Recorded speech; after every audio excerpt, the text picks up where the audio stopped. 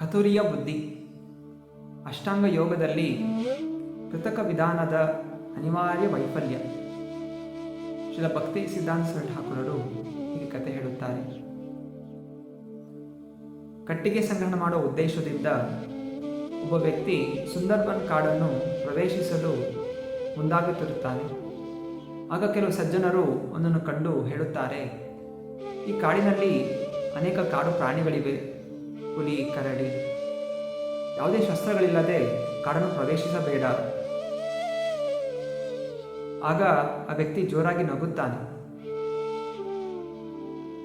ಯಾವುದೇ ರೀತಿಯ ಶಸ್ತ್ರಗಳ ಅವಶ್ಯಕತೆ ಇಲ್ಲ, ಇದು ಕೇವಲ ಮೂರ್ಖತನದ ಒಂದು ಪ್ರವೃತ್ತಿ.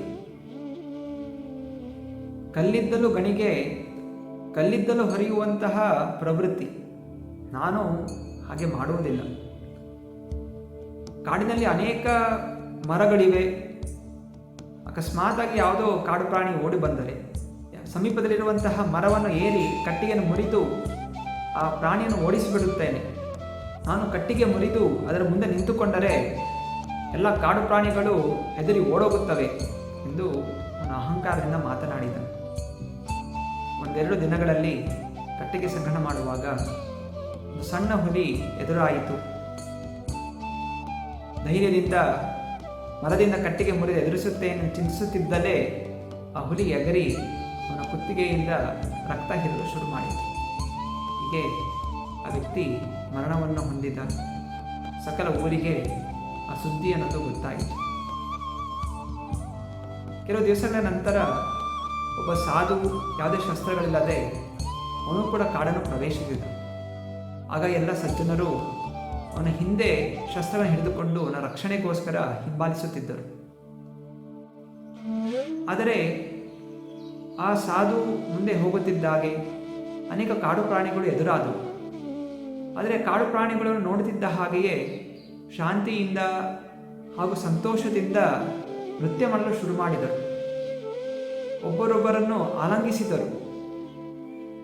ಯಾಕೆಂದರೆ ಸಾಧುವಿನ ಹೃದಯದಲ್ಲಿ ಯಾವುದೇ ರೀತಿಯ ಹಿಂಸಾಚಾರಿ ಪ್ರವೃತ್ತಿ ಇಲ್ಲ ಹಾಗೂ ಸಕಲ ಜೀವಿಗಳ ಮೇಲೆ ಪ್ರೀತಿ ಇರುವ ಕಾರಣ ಆ ಪ್ರೀತಿಯ ಪ್ರಾಣಿಗಳಿಗೂ ಹೋಗಿ ಆ ಪ್ರಾಣಿಗಳು ಕೂಡ ತಮ್ಮ ಹಿಂಸಾಚಾರಿ ಚಿಂತನೆಯನ್ನು ಬಿಟ್ಟು ಪ್ರೀತಿಯಿಂದ ಒಂದಕ್ಕೊಂದು ಆಲಿಂಗನ ಮಾಡಿಕೊಂಡು ನೃತ್ಯ ಮಾಡಲು ಶುರು ಮಾಡಿದರು.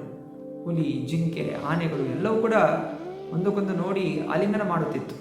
ಇದನ್ನು ಕಂಡಂತಹ ಆ ಸಜ್ಜನರು ಅವರು ಆಶ್ಚರ್ಯಚಕಿತರಾದರು. ಇದು ಏನು ಅದ್ಭುತ!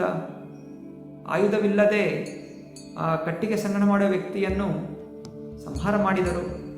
ಆದರೆ ಆಯುಧ ಇಲ್ಲದ ಈ ಸಾಧುವನ್ನು ಕಂಡು ಎಲ್ಲ ಕಾಡು ಪ್ರಾಣಿಗಳು ನೃತ್ಯ ಮಾಡುತ್ತಿದ್ದಾರಲ್ಲ ಎಂದು ಆಶ್ಚರ್ಯಚಕಿತರಾದರು. ಶ್ರೀಲ ಭಕ್ತಿ ಸಿದ್ಧಾಂತ ಸರಳ ಠಾಕೂರರು ಈ ದೃಷ್ಟಾಂತವನ್ನು ನೀಡುತ್ತಾ,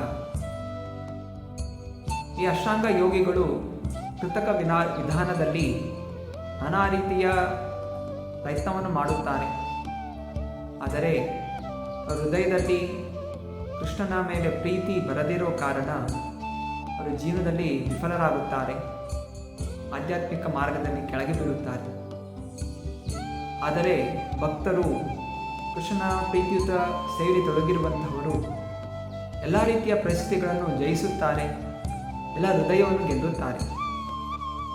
ಅಷ್ಟಾಂಗ ಯೋಗಿಗಳು ಅಥವಾ ಕರ್ಮಿಗಳು ಸ್ವಯಂ ಪ್ರಯತ್ನದಿಂದ ಕೃತಕ ಮಾರ್ಗಗಳನ್ನು ಅನುಸರಿಸುತ್ತಾ ಇಂದ್ರಿಯಗಳನ್ನು ಜಯಿಸಲು ಪ್ರಯತ್ನಿಸುತ್ತಾರೆ.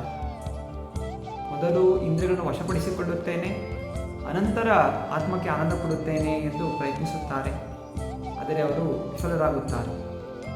ಆದರೆ ಕೃಷ್ಣ ಭಕ್ತರಾದಂಥವರು ಎಲ್ಲವನ್ನೂ ಕೃಷ್ಣನ ಸೇವೆಯಲ್ಲಿ ತೊಡಗಿಸುತ್ತಾರೆ. ಸಕಲ ಲೌಕಿಕ ಶಕ್ತಿಗಳು ಕೂಡ ಭಗವಂತನ ಒಂದು ಶಕ್ತಿನೇ. ಭಕ್ತರು ಸಕಲ ಕಾಮ ವಾಸನಗಳನ್ನು ಕೃಷ್ಣನ ಸೇವೆಯಲ್ಲಿ ತೊಡಗಿಸುತ್ತಾರೆ. ಕಾಮ, ಕೃಷ್ಣನ ರೂಪದ ಮೇಲೆ ಆಕರ್ಷಣೆಯನ್ನು ಬೆಳೆಸಿಕೊಳ್ಳುತ್ತಾರೆ. ಕ್ರೋಧ, ಯಾರು ಕೃಷ್ಣನ ಅಥವಾ ಕೃಷ್ಣನ ಭಕ್ತರ ಅಥವಾ ಶಾಸ್ತ್ರಗಳು ನಿಂದನೆ ಮಾಡುತ್ತಾರೆ ಅವರ ಮೇಲೆ ಕ್ರೋಧವನ್ನು ತೋರಿಸುತ್ತಾರೆ. ಉದಾಹರಣೆಗೆ ಹನುಮಂತ. ಲೋಭ, ಕೃಷ್ಣನ ಲೀಲೆಗಳು, ಕೃಷ್ಣನ ಗುಣಗಳನ್ನು ಸಾಧುಗಳ ಸಂಘದಲ್ಲಿ ಅಧಿಕಾಧಿಕವಾಗಿ ಕೇಳಬೇಕು ಅನ್ನುವಂತಹ ಲೋಭವನ್ನು ಬೆಳೆಸಿಕೊಳ್ಳುತ್ತಾರೆ. ದಿಗ್ಭ್ರಮೆ. ಭಗವಂತ ಕಾಣದೆ ನನಗೆ ಆತಂಕವಾಗುತ್ತಿದೆ, ಭಗವಂತ ಯಾವಾಗ ಕಾಣುತ್ತಾನೆ, ಯಾವಾಗ ಸಿಗುತ್ತಾನೆ, ಹೀಗೆ ಮನಸ್ಸನ್ನು ಕೃಷ್ಣ ಕಡೆ ಕೇಂದ್ರೀಕರಣ ಮಾಡುತ್ತಾರೆ. ಅಹಂಕಾರ. ಕೃಷ್ಣನ ನಾಮಸ್ಮರಣೆ ಸತತವಾಗಿ ಮಾಡುವುದರಿಂದ ನಾನು ಕೃಷ್ಣ ಸೇವಕ ಅನ್ನುವಂತಹ ನಿಜ ಅಹಂಕಾರವನ್ನು ಬೆಳೆಸಿಕೊಳ್ಳುತ್ತಾರೆ. ಅಸೂಯೆ ಅನ್ನುವಂಥ ಭಾವನೆ ಭಕ್ತರಿಗಿಲ್ಲ. ಸಕಲ ಜೀವಿಗಳ ಮೇಲೆ ಪ್ರೀತಿ ಅನುಕಂಪ ಇರೋ ಕಾರಣ ಈ ಎಲ್ಲ ಕಾಮ ವಾಸನಗಳನ್ನು ಭಕ್ತರು ಗೆಲ್ಲುತ್ತಾರೆ. ಆದರೆ ಕರ್ಮಿಗಳು ಮತ್ತು ಅಷ್ಟಾಂಗ ಯೋಗಿಗಳು ಇದರಲ್ಲಿ ವಿಫಲರಾಗುತ್ತಾರೆ. ನರೋತ್ತಮ ದಾಸ್ ಠಾಕೂರರು ಹೀಗೆ ಹಾಡುತ್ತಾರೆ: ಅಪನಿ ಫಲಮೇ ಸಬ ಸುನಿಯ ಗೋವಿಂದರವ ಸಿಂಹರೈ ಏನ ಕರೀಗನೆ ಸಕಲ ವಿಪತ್ತಿಯಬೇ ಮೋಹಾನಂದ ಸುಖಪಬೇ ಯಾರಹಯ ಏಕಾಂತ ಭಜನೆ. ಯಾವ ರೀತಿ ಹುಲಿಯ ಗರ್ಜನೆಯಿಂದ ಸಕಲ ಪ್ರಾಣಿಗಳು ಆನೆಯ ಸೇರಿ ಓಡಿ ಹೋಗುತ್ತದೆಯೋ ಹಾಗೆಯೇ ಭಗವಂತ ಕೃಷ್ಣನ ನಾಮ ಜಪವನ್ನು ಪ್ರೀತಿಯಿಂದ ಶ್ರದ್ಧಾಭಕ್ತಿಯಿಂದ ಮಾಡುವುದರಿಂದ ಸಕಲ ಪಾಪಗಳು ಅನರ್ಥಗಳು ಹೃದಯದಿಂದ ದೂರವಾಗುತ್ತದೆ, ಹೃದಯ ಶುದ್ಧೀಕರಣವಾಗುತ್ತದೆ ಹಾಗೂ ದಿವ್ಯವಾದಂತಹ ಆನಂದ, ಸುಖ, ಶಾಂತಿಯನ್ನು ಅನುಭವಿಸುತ್ತಾರೆ. ಹರೇ ಕೃಷ್ಣ.